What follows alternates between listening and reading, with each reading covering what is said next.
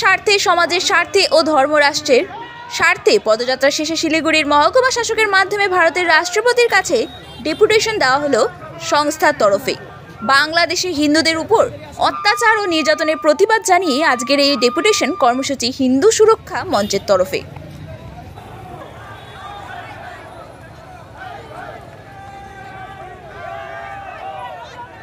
বজরং দল, বিভিন্ন যে সংগঠন আছে, ধর্মীয় সংগঠন, সামাজিক সংগঠন, ওয়েলফেয়ার, সকলে একত্রিত হয়ে আজ আমাদের এই প্রতিবাদ।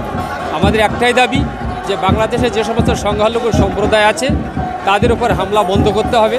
তাদের বাড়ি ঘর যে লুণ্ঠন করা হচ্ছে, তাদের যে ঘরবাড়ি জ্বালিয়ে দেওয়া হচ্ছে, সেগুলোকে বন্ধ করতে হবে। তাদেরকে সুরক্ষা দিতে হবে।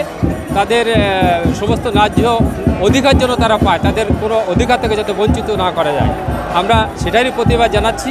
আমরা শিলিগুড়ির যে এসডিও আছেন, মাননীয় এসডিও সাহেবের কাছে আমাদের অনুরোধ যে বিষয়টা যেন তিনি দেখেন, মাননীয় মুখ্যমন্ত্রীকে যেন অবগত করেন যে বাংলাদেশের সংখ্যালঘু সম্প্রদায়ের উপরে যে অত্যাচার হচ্ছে, সেই অত্যাচারকে আমরা মেনে নিইনি বা মেনে কখনো নেব না।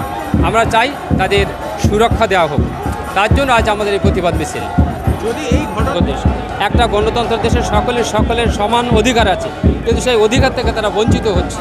তাই আমাদের জোর দাবি তাদেরকে ন্যায্য অধিকার দেওয়া হোক এবং তারা সুন্দরভাবে যাতে সুরক্ষা পায় এবং ওখানে থেকে যারা ন্যায্য অধিকার নিয়ে যারা মানুষের মতো মানুষ হয়ে বাঁচতে পারে, আমরা এই দাবি জানাচ্ছি তাদের কাছে। কোথাও গিয়ে কি মনে হচ্ছে বাংলাদেশের সাধারণ মানুষের